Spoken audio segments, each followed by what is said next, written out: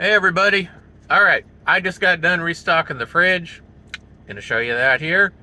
And just got done cooking some prime rib beef steak burgers. Mm.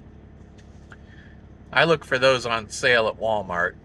They had them on sale tonight for $7.